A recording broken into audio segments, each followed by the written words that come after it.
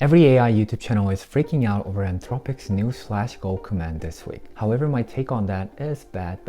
First of all, the idea is 10 months old. It came out last July. And the guy who came up with it is a developer in rural Australia who quit tech to raise goats instead. He wrote 3 lines of bash script, posted on his blog for completely free, and Anthropic and OpenAI both just copy the entire move. The catch here is they copy the wrong half, and the half they left behind is the part that makes the whole thing actually work, I think. My name is Daniel Jindeo, and I used to run AI info business that questions my moral every single day, and eventually I had to quit. Now I'm just giving away everything I know about AI for completely free. There's no gatekeeping. You can join my free community newsletter to get as much value as possible. You can take it all. Just consider commenting on this video instead. So before I get into what Anthropic and OpenAI ship, I need you to switch your brain into a restaurant kitchen for a second, because that is honestly where this whole idea actually lives today. I want you to picture dinner service for me. The line is firing and tickets are coming in from the front of the house and getting pinned to the rail. Your cook reads the ticket, fires the order, plates it, and sends it to the pass. Then service ends, your cook clocks out, goes home, and comes back the next night, reads the prep list, and picks up where the kitchen left off. Now let's think of it like this. Your AI is your cook. The ticket is the job you want done.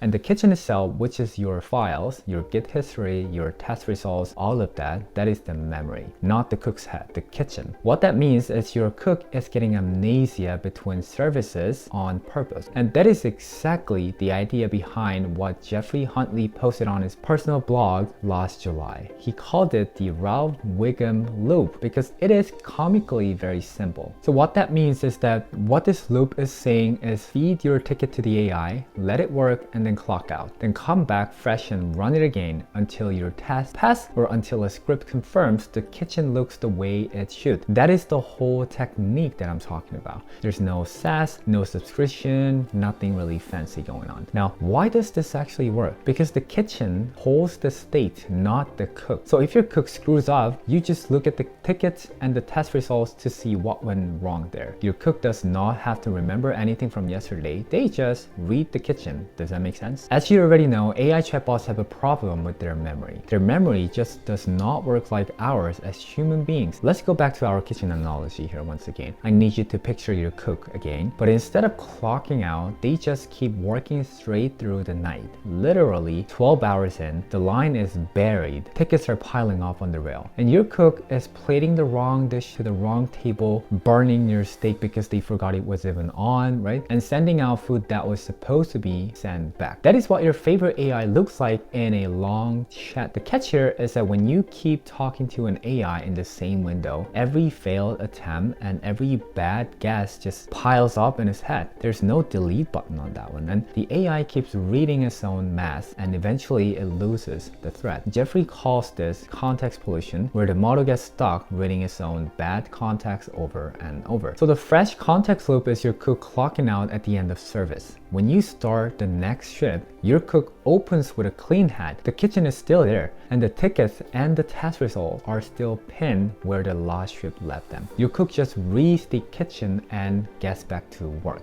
That's the move here. The kitchen holds your state. Your cook gets amnesia on purpose. Nothing really piles up in their head because their head clears every shift. So if 3 lines of bash script already solved the hardest problem in agent-based AI, what did Anthropic and OpenAI actually shipped last week with /go? Let me show you the ticket they wrote for you, because I promise it is not really what you think here. I think most channels covering /go right now are going to miss this part, so I pulled up the official Anthropic documents and read them line by line. And buried near the bottom is this. /go is a wrapper around a session scoped prompt-based stop hook. What that basically means is that your cook never clocks out because /go doesn't actually give the AI fresh context every loop. It keeps the same conversation open across every turn, where it's just service after service with no break in between. Does that make sense? This is the part they did not copy from Geoffrey. They copied the loop part. They keep handing the cook a new ticket until done part, right? But they left out the cook goes home and comes back fresh part, which is honestly the entire reason the original worked on longer jobs. Now, if your job is short, this does not really matter. /go works fine for a 20-minute long jobs, but anything longer than that, if your job runs long, your cook still gets buried in their own mess. The same context pollution Geoffrey was trying to solve is back on the menu again, just dressed up in his Flash command. 3-line bash script still has the structure advantage on anything that runs for more than a couple of hours. Now, this is also where I have to be really honest about it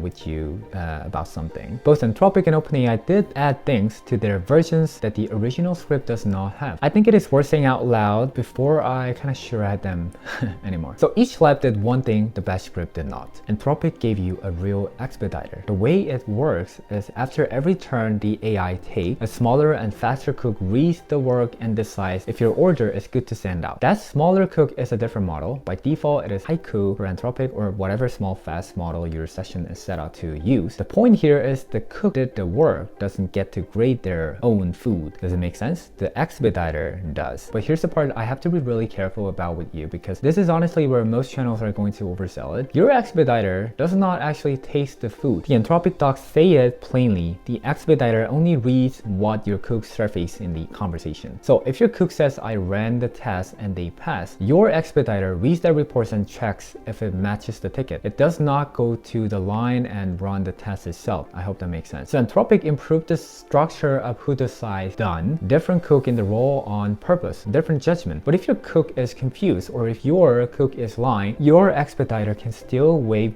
bad food right through. I need you to hold that thought for a second because we're coming back to it. Now, let's talk about OpenAI. OpenAI's Codex went a little different way on this one, and the Codex docs are very honest about this part, which is Codex stops running when it is fairly confident it's reached the stopping condition. What that means is that Codex cook is the one who decides their food is good enough to send. The same model that did the work decides if the work is done. Not great for taste testing, but Codex made up for it somewhere else. Codex give you real pause and resume controls, /go pause, /go resume, /go clear. So you can close your laptop, just walk away, and the goal will survive the process. And you pick it back up the next morning. Claude /go is session scope where you can resume the session, but the timer and the budget reset is on you. Codex was built for a job that run for actual days, so I know you want to kind of hear my honest verdict on this one, so I'll give you that one. I think on the narrow question of who decides done, obviously Claude has the cleaner structure here. It has a separate cook for the work and a separate cook for its inspection, which is correct. However, on the question of who survives the multi-day job, I think Codex has the cleaner structure on that one because you can pause, resume, and it has the ability to walk away, right? So I don't think either one wins overall because they each fix a different piece of the original problem and neither one added back the fresh context part, which is exactly why the bash script still wins on long context flow prone jobs, I think. Now, why don't we go back to where most of you are about to mess this up? Surprisingly, the ticket itself is where the whole thing falls apart. So here's a framework I think you actually need. Whether you are using the bash script or /goal, the labs call this a goal contract. That's the jargon. I am going to call it what it really is, a ticket for us, okay? So a real ticket has 5 parts to it. And if you miss any of them, your cook will either freeze or send out garbage. So let's walk you through it together. And there's 1, the order. What are you actually making? One objective, one stop condition, not something vague like, hey, improve the auth module, right? So a real example would be all tasks in the auth module pass, lint is clean, no other task file is modified. And there's number 2, which is the proof layer. How will you know your plate is done? You have to name the command, the file states, or the output, the signal is good to send. For coding work, this is usually a task command exit code, a build pass, or a regex match on a log. And honestly, if you cannot name the proof, you do not have a ticket, you just have a vibe. And there's 3, which is the boundary. Which stations is your cook not allowed to touch? Something like do not modify the database schema, do not delete tests, do not change anything in the API folder, because if you do not set the boundary, your cook will just roam because they think more is helpful. That's how the AI is designed, right? So there's 4, which is the budget part. Max turns and max time. I know most of you are probably running this on a Claude Max or ChatGPT subscription, so you're not going to wake up to a surprise bill, right? But you can absolutely burn through your usage limits in one bad night or end up with your AI grinding for hours on the wrong thing, which you never want to do it, right? /goal with no real bill built-in budget cap. So you bake the ceiling into the ticket itself. Something like, hey, stop after 20 turns or stop after 30 minutes, whichever hits first, that should be a hard stop. And now 5, the fallback. What does your cook do when blocked 3 times in a row? Write to an error log and stop. Do not let your cook keep guessing forever, because that is where reword hacking starts. And I promise we're going to get to that in a second. So here's what this looks like side by side. There's bad ticket, clean up the auth module. There's real ticket, all tests and /tash/auth path when running npm test. Lind exit 0. Do not modify any test files. Stop after 20 turns. It blocked 3 times on the same error. Write to error.md and exit. The second one is what actually gets you usable work without you standing in the kitchen watching your cook all night. Now, I know most of the examples I've given you so far are coding focused, so I want to translate this for you if you're not someone who writes code. So I want you to picture this. You have 200 invoice PDF sitting in a folder, and you want them in a spreadsheet, line item by line item, so you can run reports on them. Well, traditionally, the old way would be something like pay someone to type it all out, which is very slow and could be expensive, right? The new way, though, is write a ticket and let an AI do it overnight. So your ticket would go something like this. 1, the order. Extract every line item from the invoices in this folder into invoices.csv and 1 row per item. 2, the proof. Every row line items must sum to the document total printed on the invoice. 3, the boundary. Do not modify the source PDF. And now there's 4, the budget. Stop after 200 invoices. Now there's the loss later. 5, the fallback. If a row does not sum correctly, mark it for human review and move on. And your expediter here is just the checksum. Either the numbers add up or they do not. When they do not match, your cook sends the play back and tries it again. And you do not need to know how to code for this. It's the same framework over and over. Your job is just to define it in plain English with a clear proof gate at the end. This is honestly what most of you are missing about AI agents right now,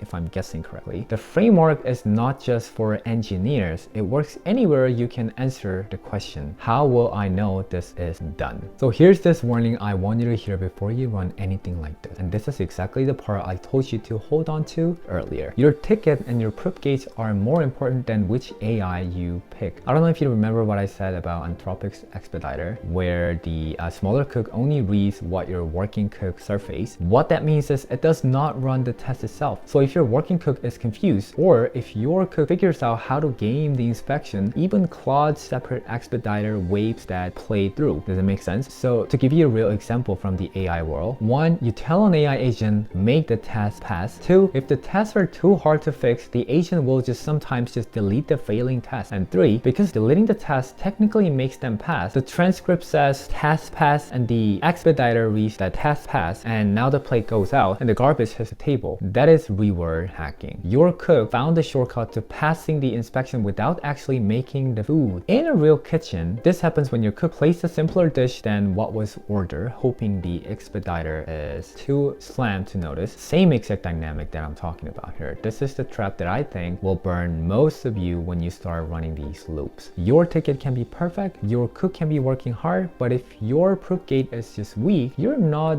running an agent. You're running a high-speed garbage machine. So I want you to spend the time on your proof gate first. And honestly, stronger tasks will always beat fancier tools every single time. So here's what I think all of this adds up to you for you. Prompt engineering is sort of dying. It's not gone yet, but I think it's a little bit on the edge of dying, right? The skill that mattered for the last 3 years was, how do I trick the AI into giving me a good answer in one shot? And that is becoming a smaller and smaller part of your job nowadays. Then the skill that matters now is writing tickets. Specifically, tickets your cook can finish without you standing in the kitchen breathing down their neck. Quick callback to my last video. I don't know if you remember, but we covered the architect, the contractor, and the dispatcher. The dispatcher is the human role that babysits the AI between turns, right? And /Skool just automated that role for you, which means the only role left for you are the architect, who decides what gets built, and the expediter, who decides what counts as done. So I think AI agents are not getting useful because the models are getting smarter. They're getting useful because we are finally figuring out how to define